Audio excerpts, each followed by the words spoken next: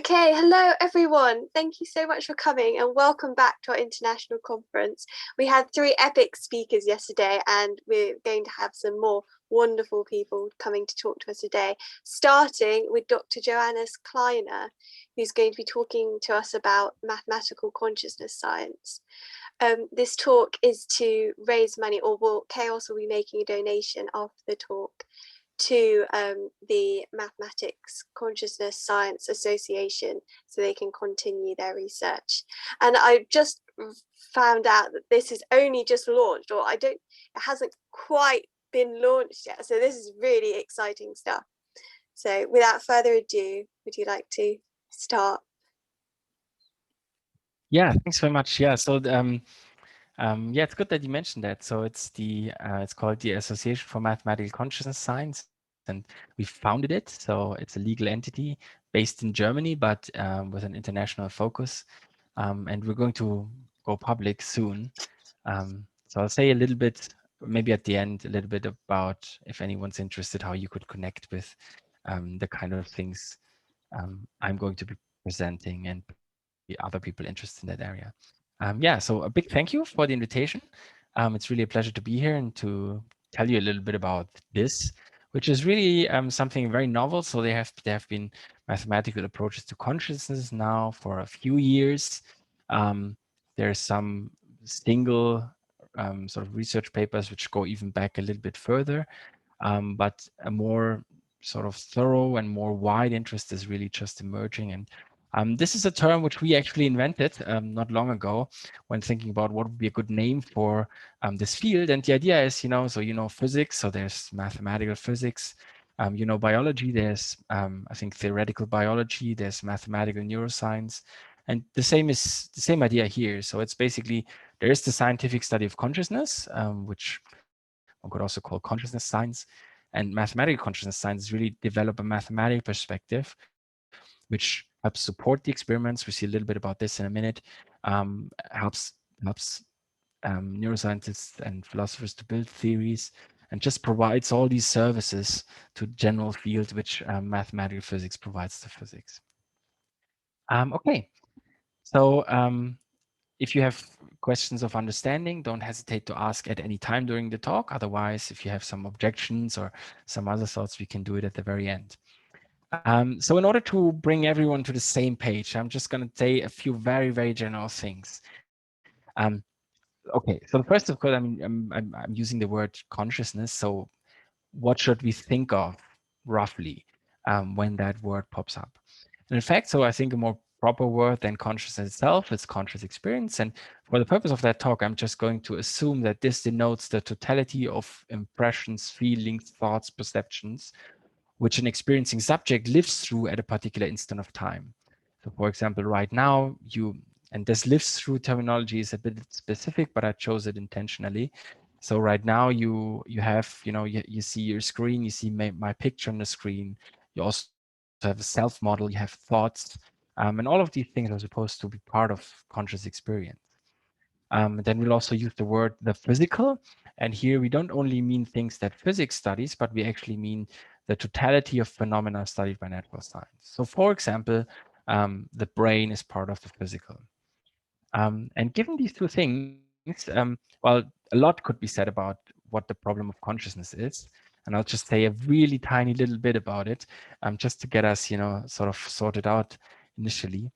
And the problem of consciousness basically consists of two main questions, which you can see here.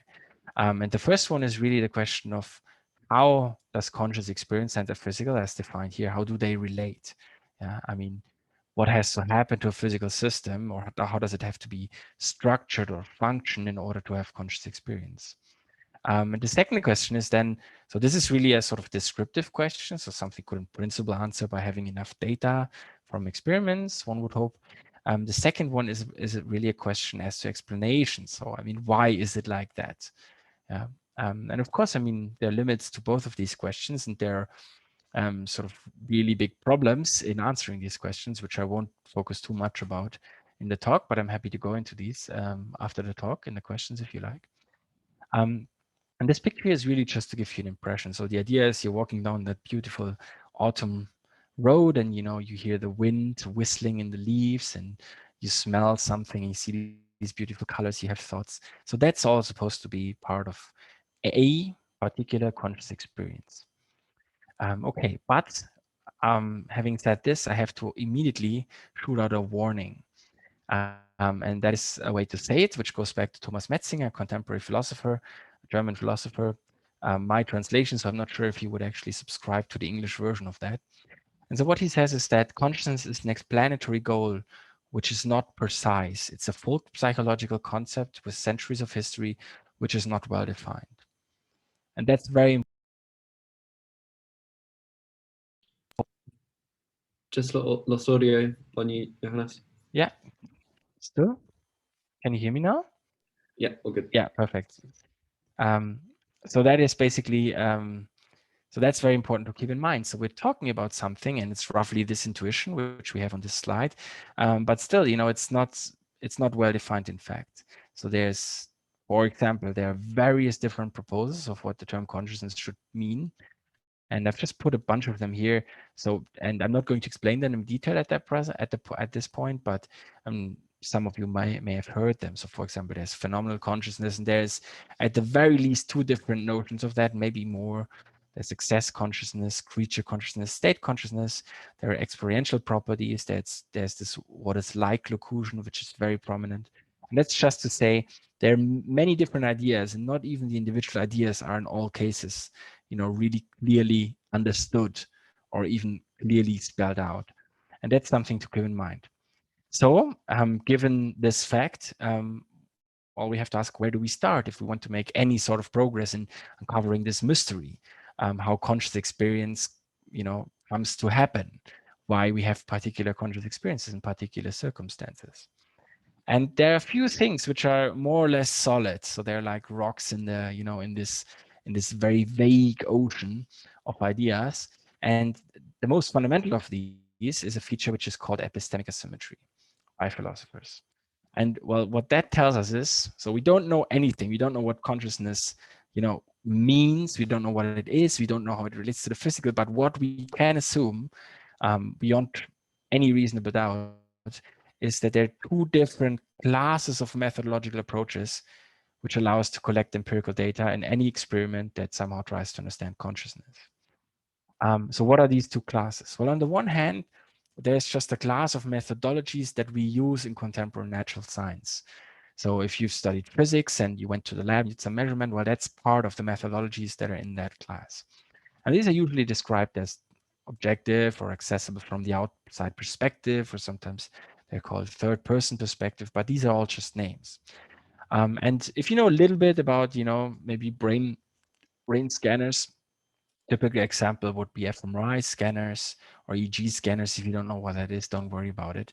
But it's just basically, some instrument which allows you to measure the state of the brain. Well, that's class one. The other class is doing something that somehow makes use of the access that every experiencing subject has to his or her consciousness. So for example, if Eden or Orlando, they have conscious experiences, and they can, for example, report on them. They can say, we'll do a little experiment a little down the road. I will ask them to report something. And these are verbal reports. And the idea would be, and that's actually what you do in the lab. So you have people report their experiences. They tell you what they see, or they press a button according to what they see. And these things are usually called subjective measures of consciousness. So they make use of this access every one of us has, or sometimes it's called acquaintance every one of us has with his or her consciousness. And there's also other things which are more or less the same. They're called objective measures. So for example, instead of asking Eden or Orlando, what they experience, I could do some previous studies, and maybe I'll see that whenever they experience something very pleasant, they're blinking more rapidly with their eye. And then I could actually, in an experiment, make use of that information I have previously obtained to also infer their consciousness. So how does this relate to mathematics? Well, the nice thing is that fundamental epistemic fact gives us two notions of states, or if you like, two different state spaces. So how is this? Well, on the one hand, if we talk about all the data you can get in these contemporary natural science methodologies, well, that gives us something we could call a physical state, or I in fact call it a physical configuration. And a typical example would be, so this is the brain, and you think about all the neural connections in the brain, and all the states of the individual neurons at a particular time. And the structure of the brain together with the state is a physical configuration. And that really that's one example, but the idea is really that we would get a physical configuration. So basically all sorts of data we could get using the first class, which we have just studied a minute ago, we would put that into a mathematical representation that we'll call P. And the other methodology correspondingly gives us something that we might call a state of consciousness. So here again is this picture, and here we have this state of consciousness. And we have a mathematical representation thereof, which could be very trivial. It could be just all the different states of consciousness in one bag. So it could be a set. In fact, usually one has a structure thereon. For example, we'll see one of these spaces in a minute. But the importance really is that, this fundamental fact, many things you think about consciousness are not correct, but there is something you think when you think about it that is correct, and that is this fundamental fact, and that really gives us this intuitive picture of physical states and states of consciousness. And then you can formulate theories. So for example, we're going to have a look at the so-called integrated information theory of consciousness in a minute. And here, these mathematical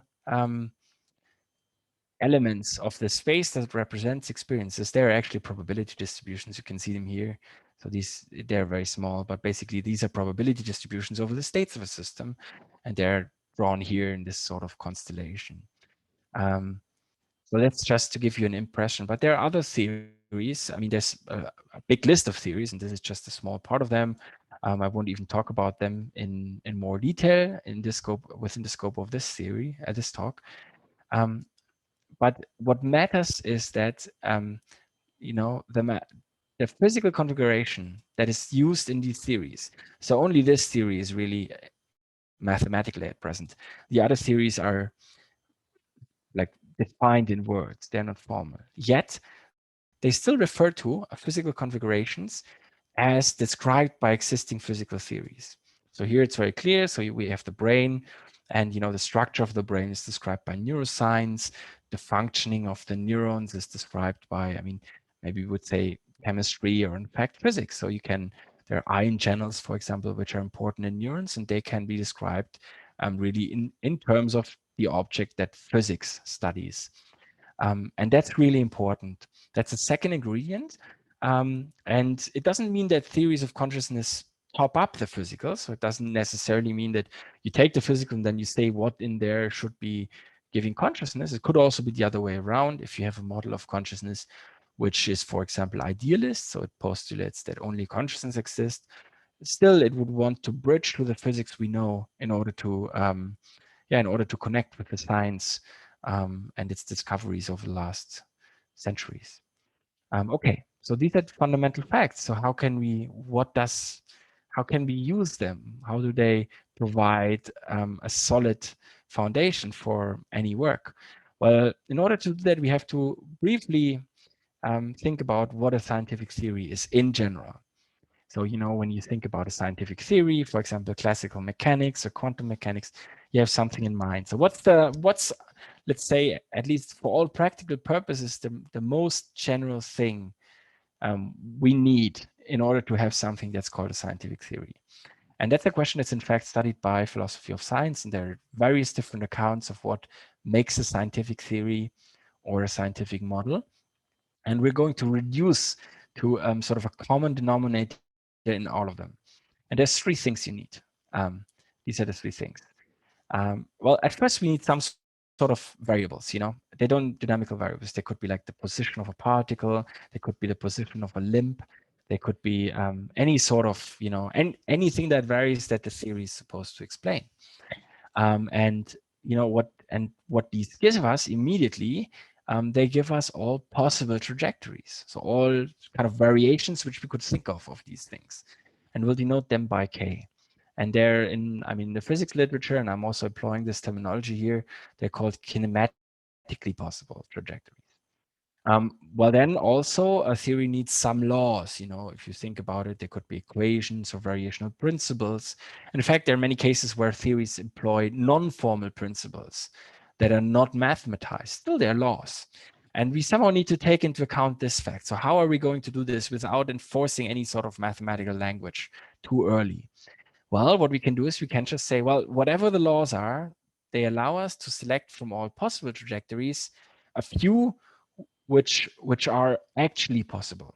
And they're actually called dynamically possible trajectories in the physics literature, in the mathematical physics literature. And we can just think of them in terms of the solution. So you have all possible, trajectories of a particle, and then you apply the equations of motions, which would be the laws L in this case, and you get a subset thereof, and these are the solutions. And in fact, these three things alone are enough to do some really nice mathematics and to actually have some insights, which are pushing both sort of the frontiers of experiments in the scientific study of consciousness and also the frontiers of what's possible at all.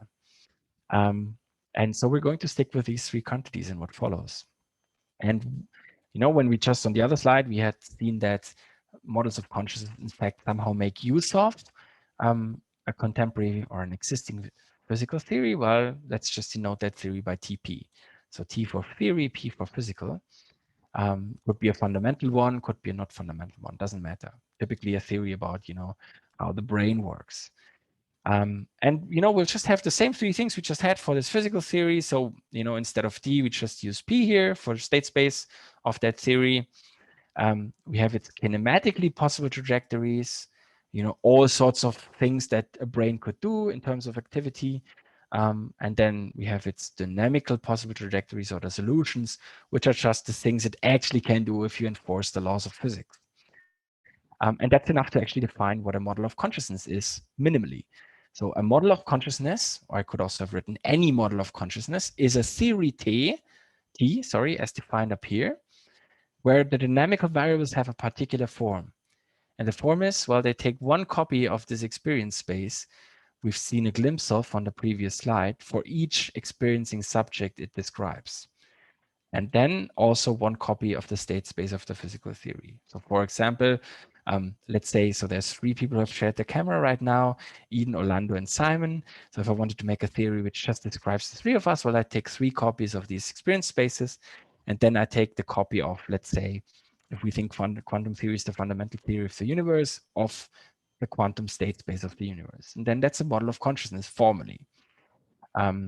And the crucial point really here is that the kinematically possible trajectories, so they are basically trajectories where both the physical and the state of consciousness co-vary, so to speak.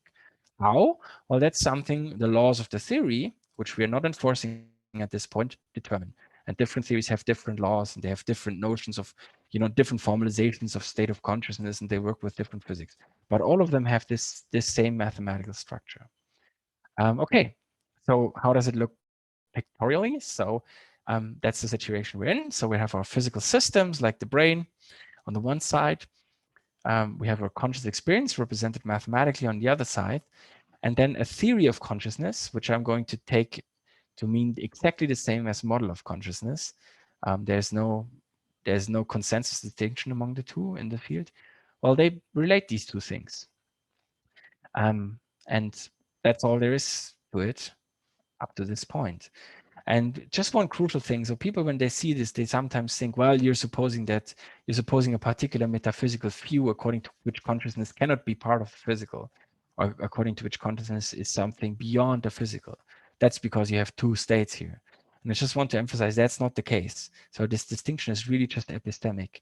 And it's not ontic for those who have heard that word.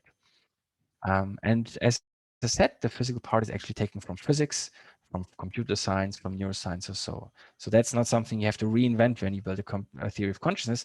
Really only have to invent this arrow here and this side. You have to think about what you think is a good representation of conscious experience.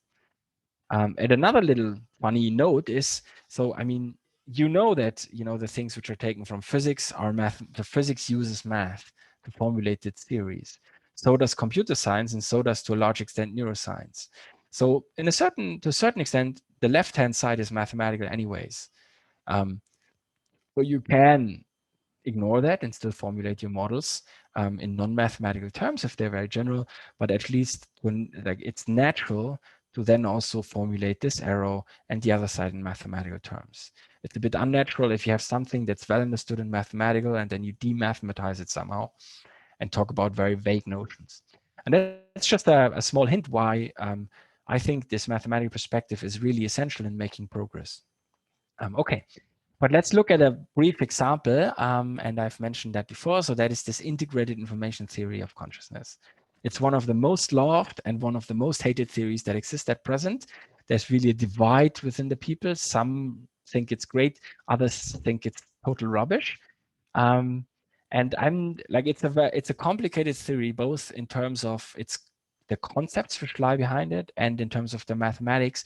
So it can really only offer you a short glimpse. So let's start with a just very, very general intuition. So the intuition is, so first of all, what's integrated information independently of that theory? So that's something that the people who developed that theory proposed, but it makes sense independently of any theory of consciousness. Well, that's a number phi, which is bigger or equal to 0.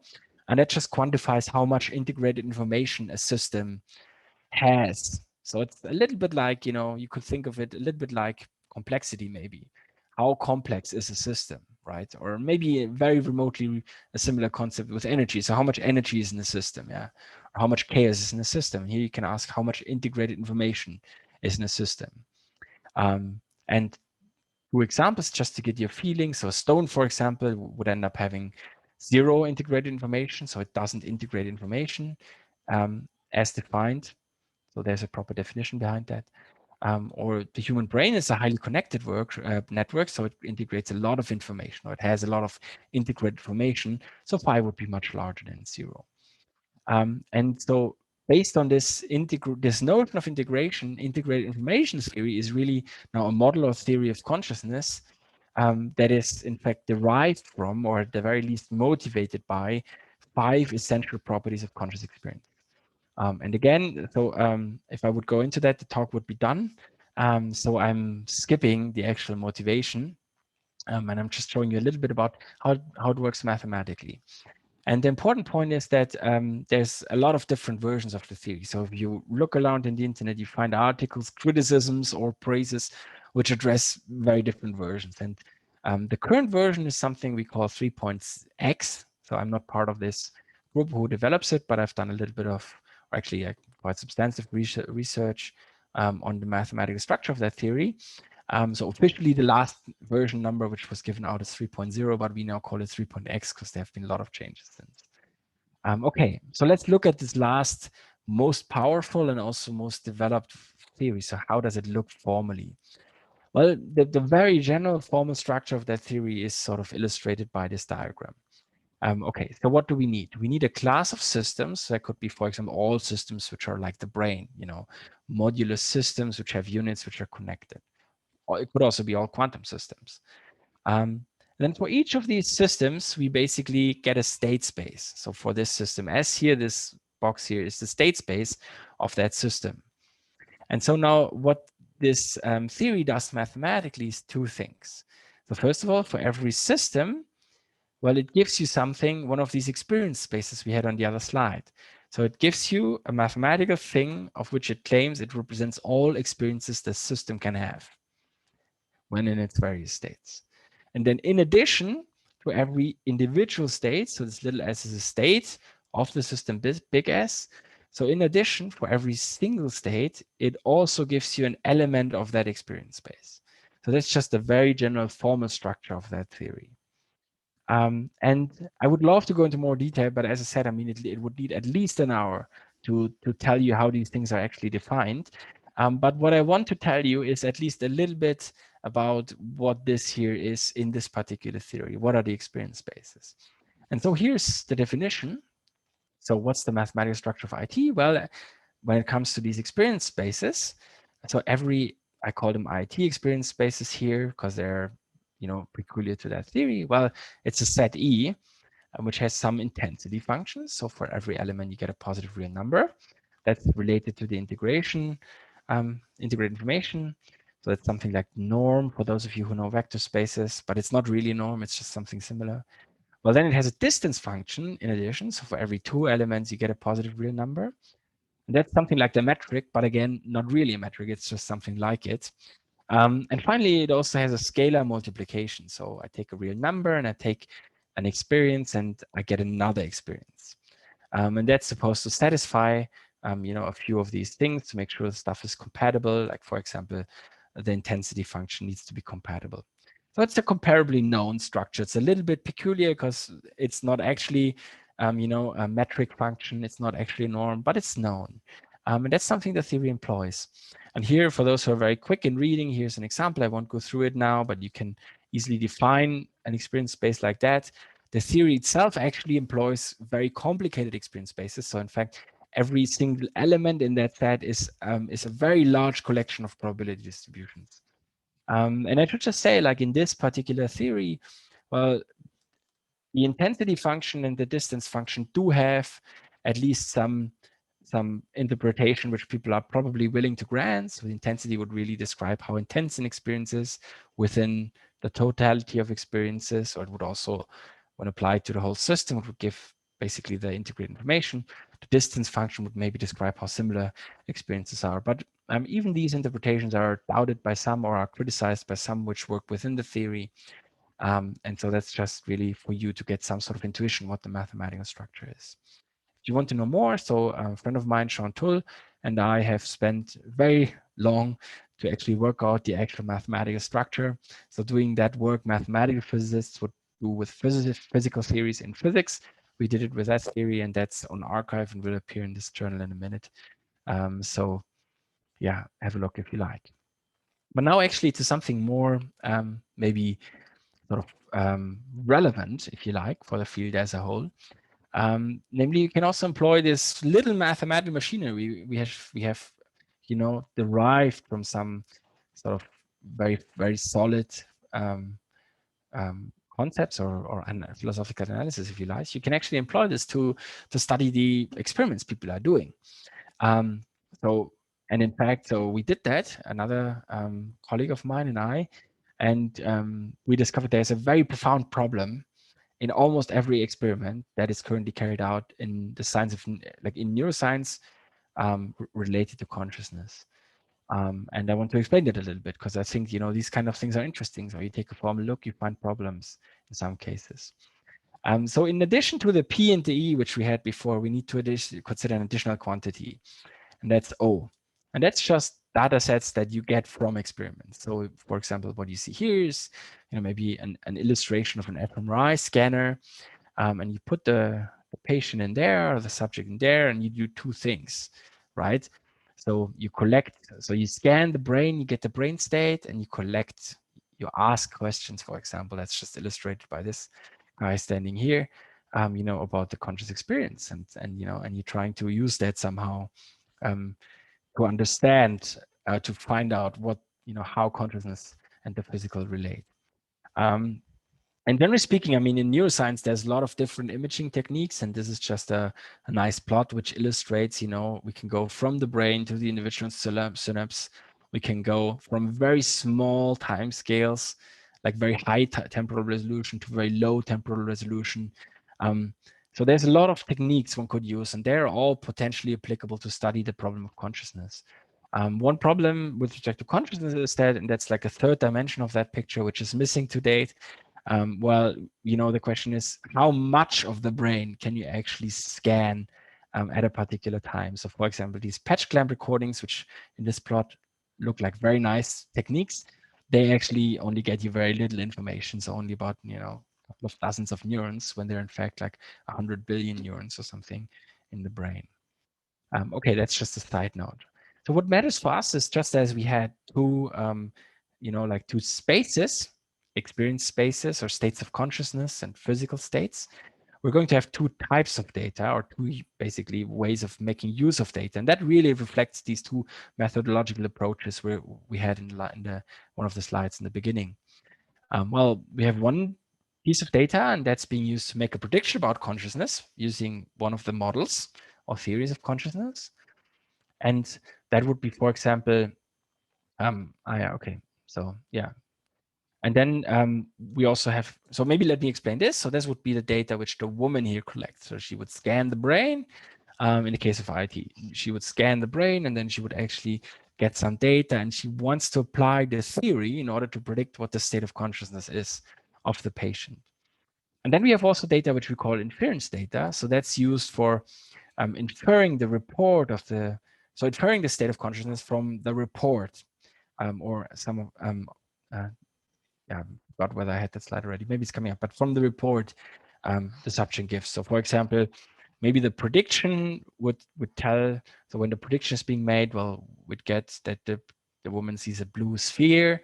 Then, you know, like she reports seeing a blue sphere, so everything is good. So there's not a problem. And mathematically, you can really think about this. So we had this P and this E before, and now what we take into account in addition is, you know, getting data. So this here is a function which sort of based on the physical determines the results of experiments.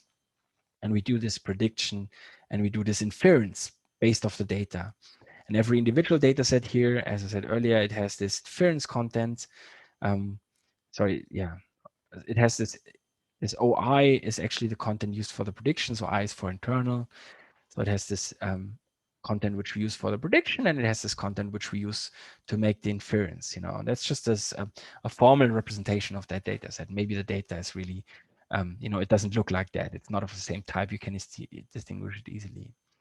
And so that's the situation in all experiments, I would say, in neuroscience, where you actually try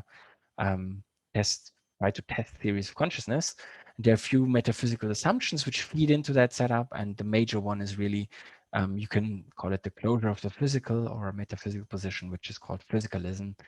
They lie at the heart of this sort of setup. I won't go into that, but maybe say a word about this just when I finish explaining this part. So, okay. So just to repeat, so no one is lost. So we have this physical configuration, just what we have in the initial slide. We get some data that's somehow determined by nature based on what system. So this represents which system is in the scanner, which subject is in the scanner. We get that data, and then, you know, like the experimenter goes and does two things. Well, part of the data, like the internal data about the brain, is used to make a prediction about the state of consciousness. And another part of the data, like the report or the button presses, are used to make an inference about the state of consciousness. Well, if these two match, everything is good. If they don't match, there's a problem, and that's really what this definition says. So we say there's a falsification at that very data set we got from the experiment if the prediction and the inference do not match. So if I predict the woman to see a red square, but the woman actually reports seeing a blue triangle or something, or even a blue square, well, there's a falsification. And then one would think then, so physicists typically think then we throw theories away. We don't actually do that. So there's lots of falsifications which are okay. We can, you know, tweak things to make them go away. But like if we take it seriously, well, the falsification would tell us that either theory is wrong, or so the theory is what the theory feeds in the prediction, or the inference is wrong, or both. So as I said, I mean, typically, you know, just individual falsifications you don't care so much about. But in fact, what we can show, and that's the theorem, and I'm going to explain the assumptions which feed into that theorem in a minute.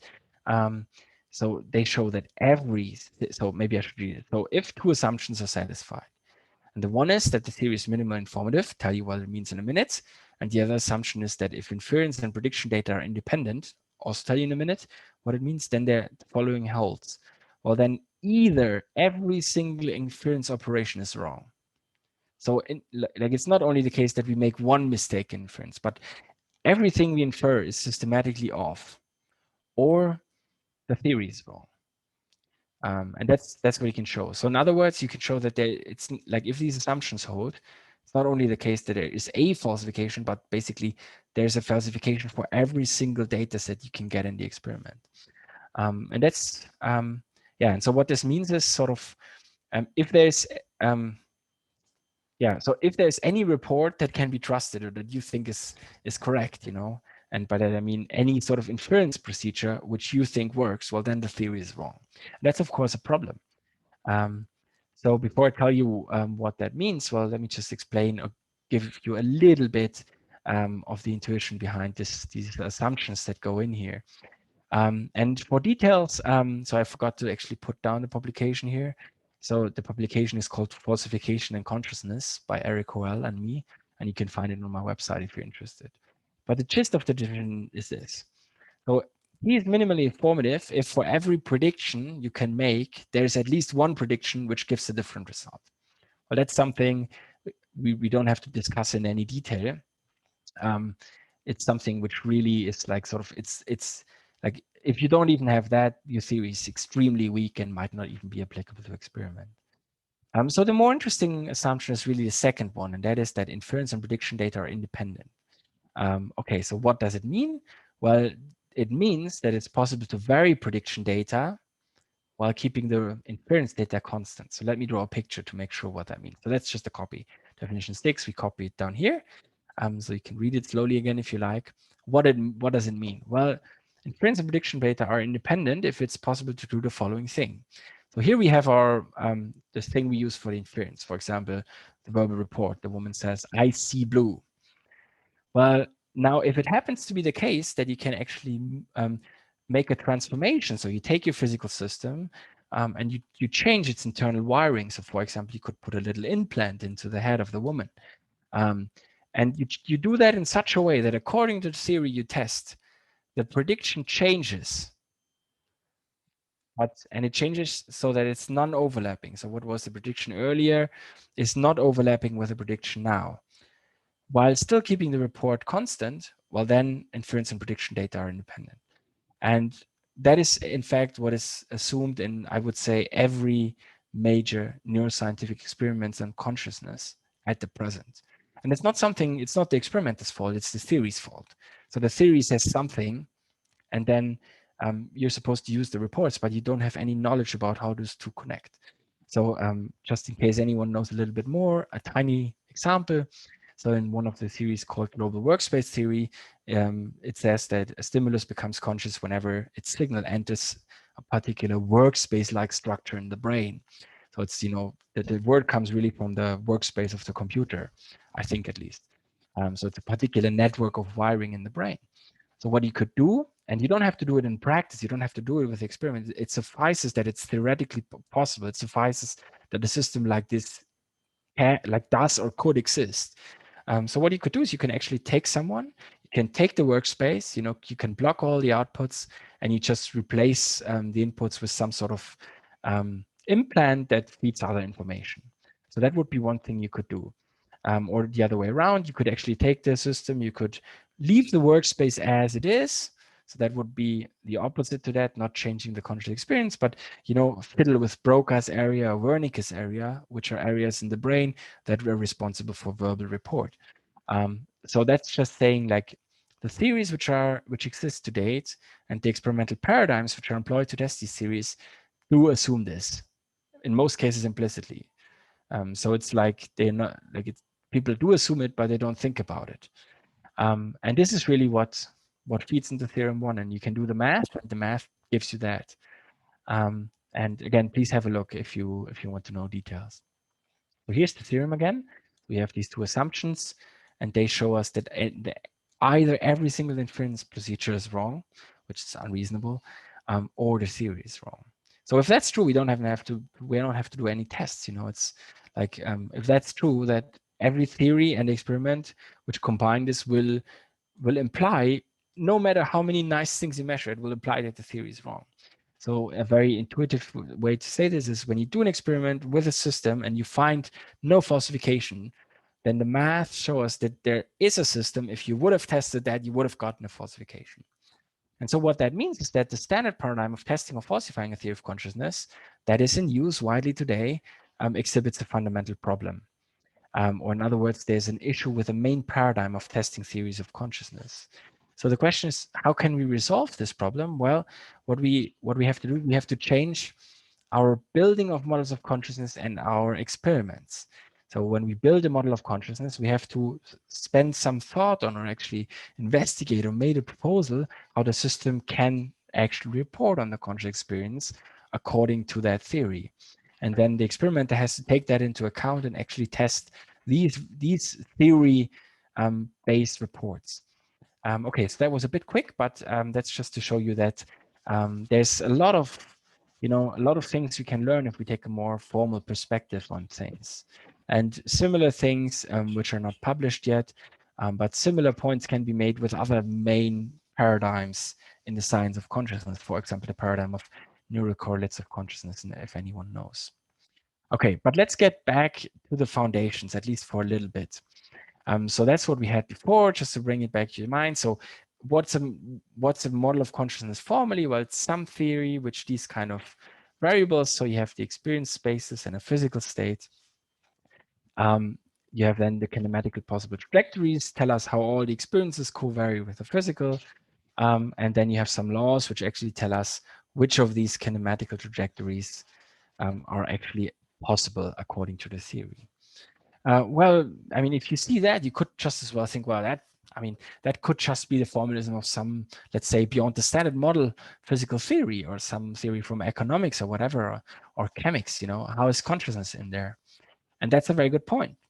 And that's what I want to talk about next. So the formalism so far is sufficient, but it's not actually, I mean, it allows you, it's sufficient in the sense it can be used, or it actually captures what models of consciousness are, but it doesn't actually, relate to the actual problem. So let's discuss this. So what makes the problem of consciousness difficult? What is the actual problem with consciousness?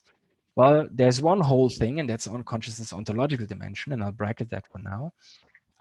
But there's something which is at least as important. That's consciousness epistemic features. So that means how we can get to know states of consciousness, or how we can get information about consciousness. And consciousness has a huge load of epistemic features, and every single one of them is basically problematic. So for example, I just read them out. Right? So consciousness is intrinsic, it's subjective, it's private, it's transparent, it's qualitative, it's ineffable, it's unidentifiable in parts, and it's unavailable in parts to cognitive, linguistic, or verbal processing. And I just want to point out, these are words, but they're not even, like words which are defined, but they are labels or headers of research programs or debates which run over dozens of years in the philosophy of mind. So it's not, so for example, there's a contemporary, very difficult debate about what the subjective character of consciousness is, or could be taken to be. And that's just important. And these things have to be taken into account, because they generate the problem of consciousness in the first place. So if we forget them, we don't actually, address the difficulty along with the ontological dimension, I should say. And they induce constraints which make our experiments difficult, which sort of limit our access to consciousness and therefore to mathematical elements of this space E, and they shape our experiments. And unfortunately, they are ignored in most contemporary scientific theories of consciousness. Like most theories, if I would just give you the math, you wouldn't be able to determine that it's about consciousness. You could think, well, that's just as well about the stock market. So maybe that's, depends on your opinion whether that's really a bad thing. But in any case, we have to make sure that these things don't ruin the experimental tests of these theories. We have to make sure that the theories are compatible with them. Okay, and in what follows, I will going to focus mainly on this last point, which is highlighted in green, namely the unavailability to cognitive, linguistic, or verbal processing. And I want to make a little experiment. So I'll do it with the 3 people who have shared their webcam. And I should say that what follows is also, like, it also is being implied by some of the other epistemic features, but I'll just focus on this now for simplicity. Okay, so what is the unavailability of conscious experience to cognitive, linguistic, or verbal processing? Well, it means that agents, conscious agents like you and like me, well, we cannot even access parts of our own consciousness cognitively, and in particular not talk about it. Okay, let's take an example. So what you see on this slide is 2 shades of red, and it depends a little bit on how your screen is set, how the brightness of your screen, and the background lighting and all of that, and they're very close. but there are two shades. So maybe some of you can see two shades. Can you just, so if you see two shades, can you raise your hand? So Orlando doesn't see it. Maybe you have to turn up the brightness. Okay, Simon sees it. That's great. And Eden sees it as well. So that's okay. So Orlando, you can take part of the experiment. Sorry. But you see these two sets. So, I mean, I didn't, chose them carefully. So they're maybe a little bit too close together for this to be really nice. But you can, so at least if I sit in front of my screen like that, I can see them. The line runs down here. There's one on the left and one on the right. So I can clearly distinguish them. So, okay. So which one is it? Which one is this? Is this the left one or the right one? So, yeah. So if it's the left one, maybe show a hand. If it's the right one, show a finger, Eden or Simon. Which one do you think it is? So that's a finger, Eden. So Eden thinks it's the right one. Simon, what do you think? You can show it also just with your hand. You don't have to decide. Difficult, yeah. So let's go with Eden only. So Eden, it's in fact the left one. Okay, so let me show you this again. So here, this is two slight shades of red. Okay, so I'll do another round. So maybe try to remember if you can. And let's see, which one is this one? Finger, hand means left, finger means right. Yeah, you're saying it's the right one again. It's again the left one. Sorry about that. But okay, so what's that supposed to show? Well, that shows that even so we can clearly distinguish, we have two different experiences, depending on which shade of red I show you. Well, still we have problems identifying this experience in a different context. That's this unavailability for cognitive access. Another example from clinical cases. So there's I don't know if you know this. So there's a sort of a clinical condition which is called vertigo. You can get it if one of the vestibular systems in your ear has a problem, and it's it's this experience of spinning. You spin, or sometimes also off balance. And this is not a picture which is actually related to it. I just chose this because I mean, at least on my screen, it gives me this strangeness, strange experience, which is sometimes connected with vertigo. Now, it's a fact that if someone has vertigo, so if someone has a defect in one of the vestibular systems, either behind the left ear or behind the right ear, well, then that person often has very difficult times in actually determining in which direction he or she is actually spinning. And the direction of the spinning is an indication of which of the two systems actually has the problem. And that's just another I found very intuitively accessible example of where you can see how difficult it is to actually cognitively access our own state of consciousness, even though we're having the experiments. And then what you can do all sorts of tests with the people, and you can actually help them in determining the direction of spin. And then that helps you to actually take a look at which of the two systems is problematic and how to treat that maybe. Okay, so that's just illustrating what the problem is. And so this is, of course, if we now go to the lab and people have a problem in accessing their own state of consciousness due to any of these epistemic features, well, we have a problem in the lab as well. So how can we model that mathematically? Well, let's assume so previously we had E1 and E2, and we went up to EK because we were saying, well, maybe your theory wants to talk about many different experiencing subjects. Well, let's just pick two. So we have here experiencing subject 1 and experiencing subject 2.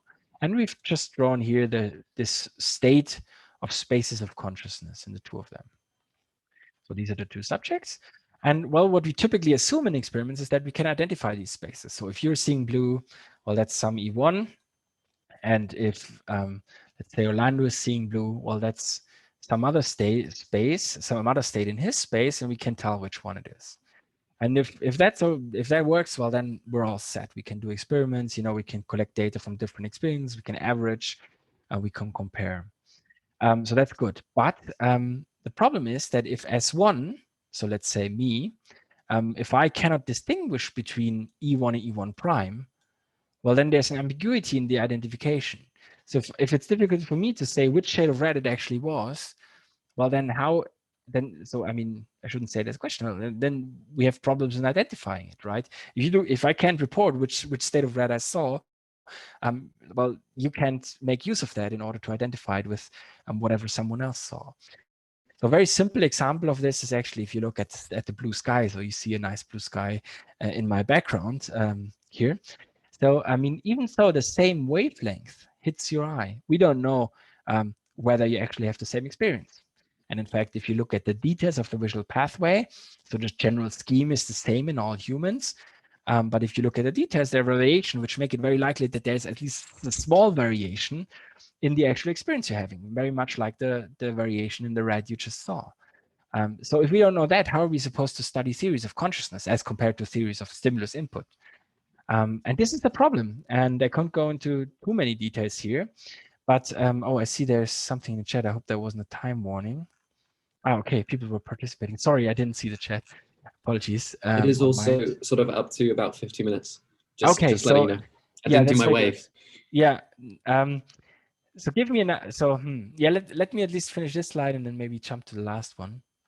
So what I want to say here is that there's this ambiguity, and we can actually formalize a description of this ambiguity. And to do this, we just make use of a map. So we have a map which goes, in this case, for example, from E1 to E1. And what that map corresponds to is allowed relabelings. So if you call the left one of these red shades 1 and the right one 2, we're going to allow you to switch these. So you could, for example, call the left one 2 and the right one 1.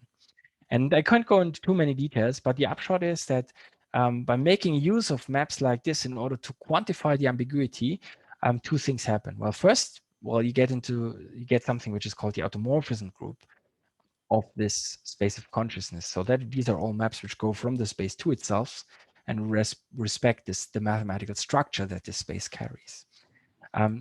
So you get this automorphism group, and you can sort of make sense. You can explicitly state the limit of identification that is possible depending on this automorphism group. And here's an example. I mean, for example, there's this notion of spectrum inversion, which is discussed a lot in philosophy.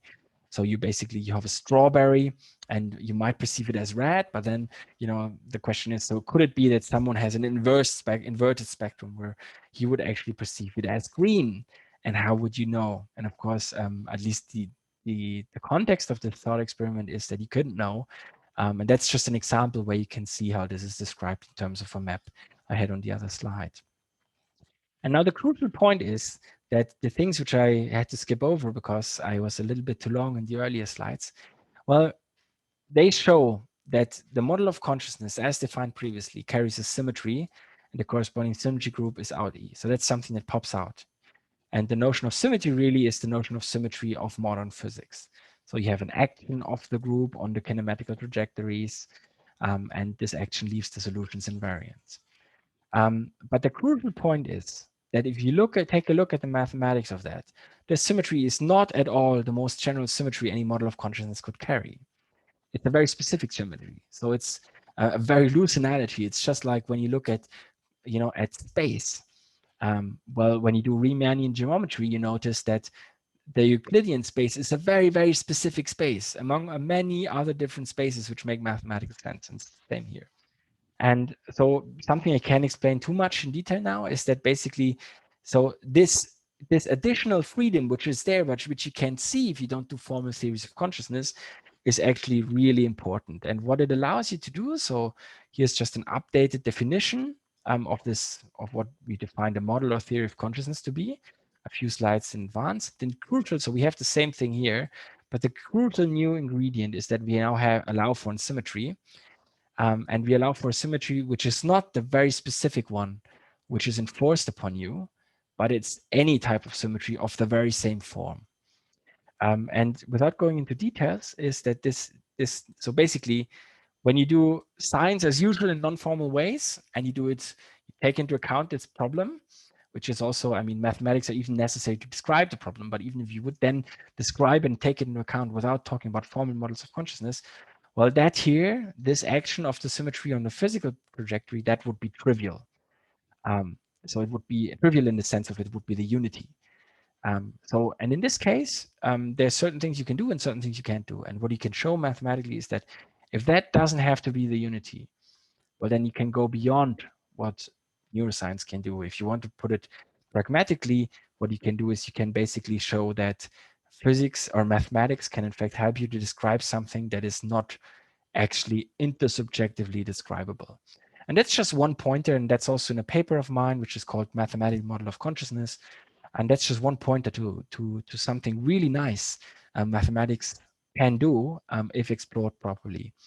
Okay, so let me just go through the conclusion. So I want to emphasize, with all of this theoretical stuff, so why is understanding the problem of conscious imperative?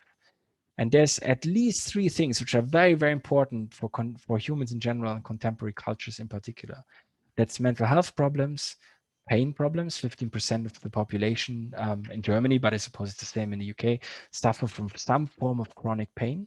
And the action of many drugs, like, for example, pain release drugs, but I mean basically any drug that modifies your state of consciousness, any pharmacological agent. But all of these things are currently, there's a lot of research and a lot of understanding, but the actual relation to conscious experience is not understood. So just as an example, let's say in the case of most pharmacological drugs, my little baby wants to make some contribution to, maybe you can hear it. So the action of most pharmacological drugs at present is the following: you're in a state which is not good. Well, then you give some, maybe some neurotransmitter, and then that puts you in another state, and we just hope it's a little bit better. We hope it gets you out of the minimum in which you sit right now. And of course, like with advances in the scientific study of consciousness, there's huge possibilities to actually advance these kind of things and develop drugs which do much more what you want. Yeah, so I'll leave it with that. And of course, it's one of the problems, one of the open problems, which is in a sense closest to us. So in this talk, what we've done is we've taken a peek at the mathematical foundation of the scientific study of consciousness. And in this part, which I had to partially skip, I showed you how mathematics can in fact help to boldly go where no mathematical theory has gone before, in case anyone likes Star Trek and sees the metaphor here. And the major open problems, which I promised to talk a little bit about that, at least in the abstract. So I just want to say three things. In my mind, at least, well, first of all, we have to dig more into that, what makes consciousness really problematic. We have to take the other epistemic features into account, and properly so, and understand what is it actually for something to be a theory of consciousness in light of these. We have to update and improve existing theories. So as I said, I mean, none of the theories which exist today do take that into account, at least to the extent I've shown. And so I assume that there will be a lot of changes necessary, both in light of the experimental problem I mentioned and in light of these epistemic features. And finally, and that's something I really, I'm very excited about as well.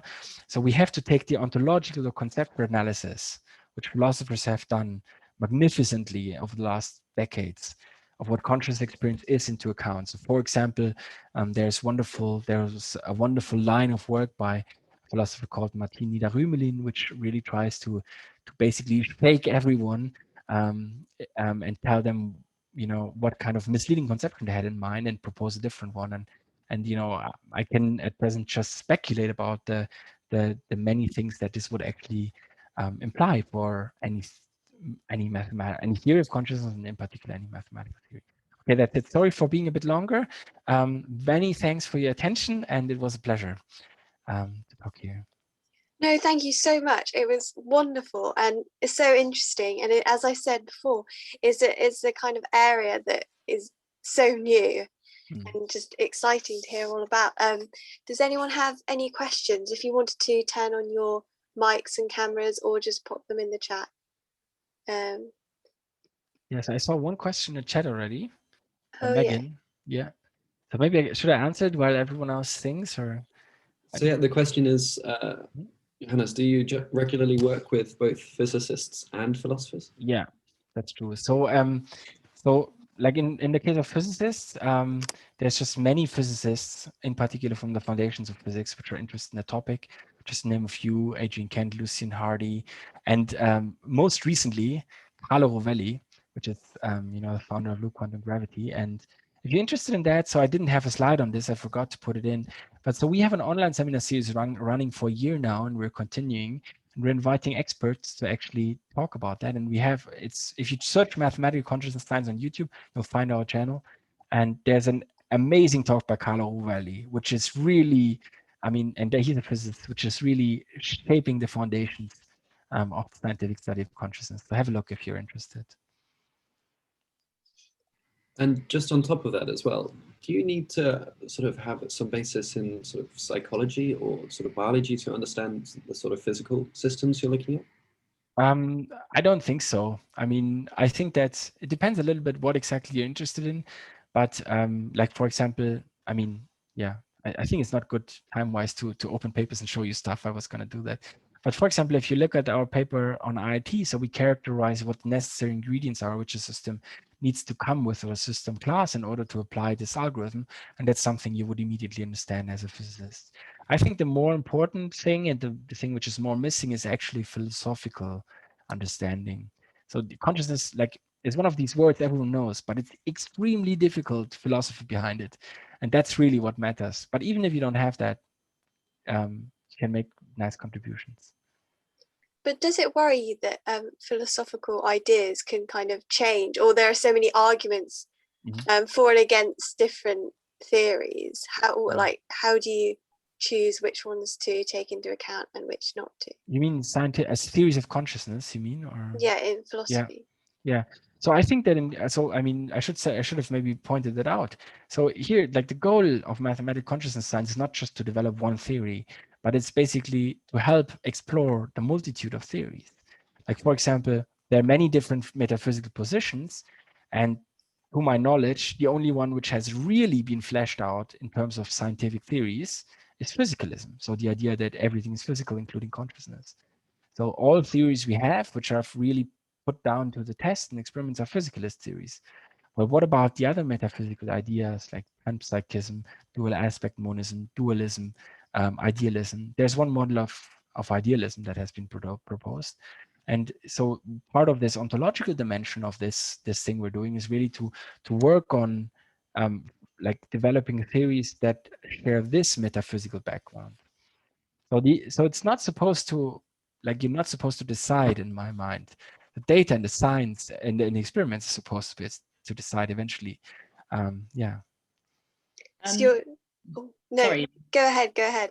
I was just going to ask. I missed the very first bit of the talk, so I was in a meeting. So sorry if this has already been. Yeah, don't worry about it. Yeah. But I was wondering, like, obviously, these theories of consciousness, are we looking at like just humans, or is there like scope to extend that to animals? And obviously, I guess then you have more problems with like inaccessibility. Yeah.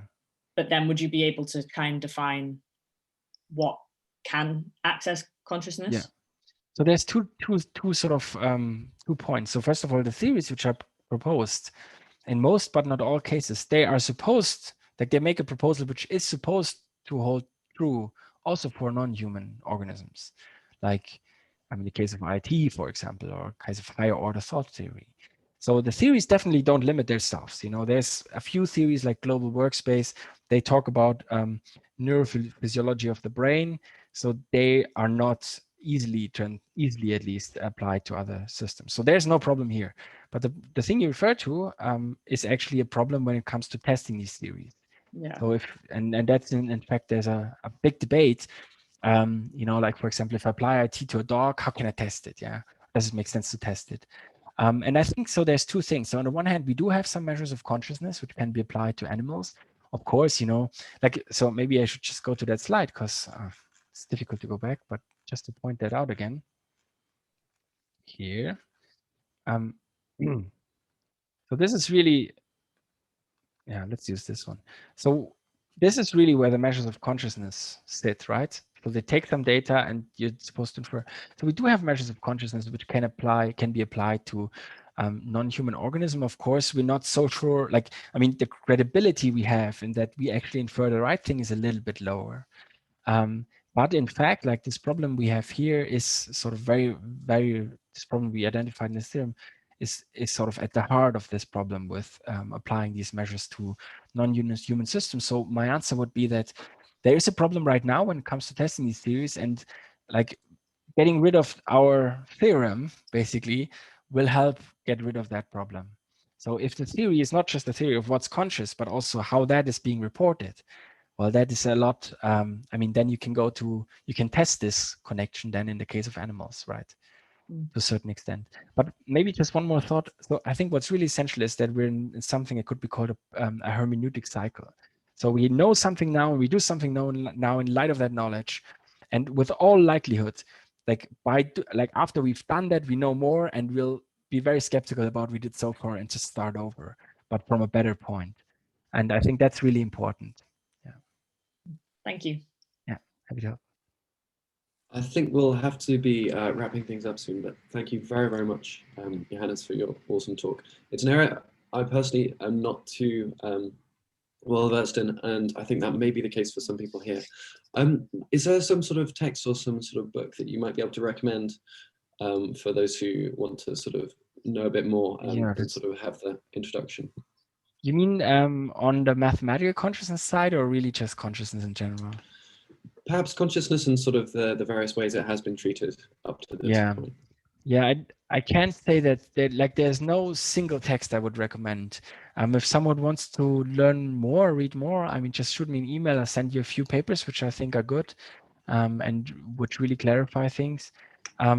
Yeah, that's all I can say. There are very good textbooks, but in most cases they're a little bit older, and the ones which exist now, they are in a certain sense very presumptuous.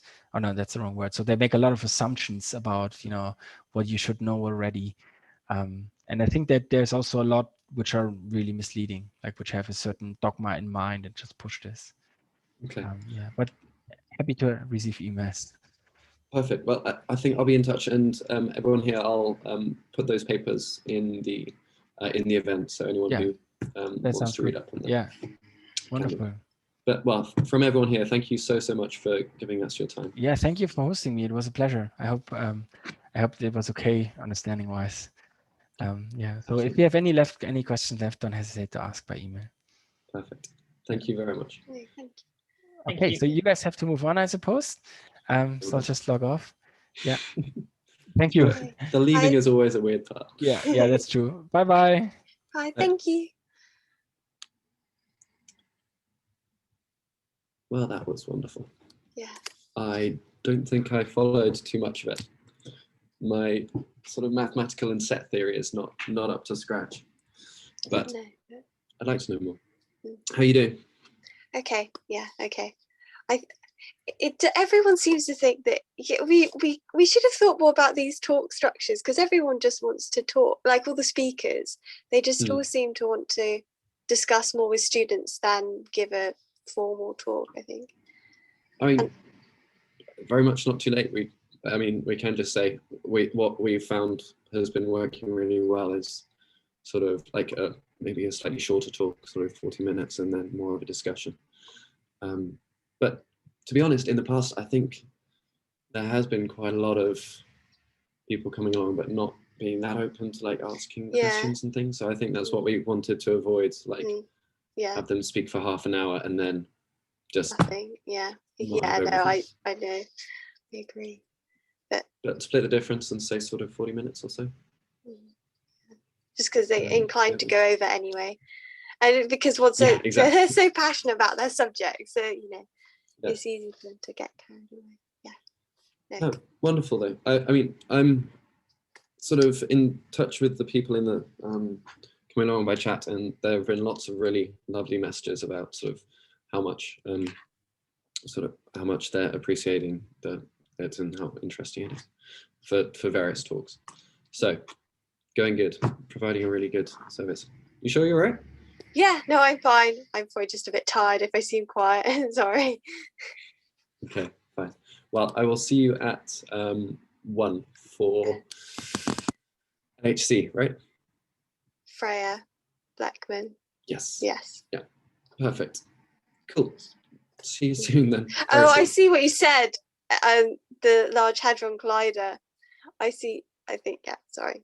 Yeah, I'm tired. I'm going to have some lunch or some coffee or something. That'll be good idea. Lunch and coffee sounds perfect. Okay. See you later.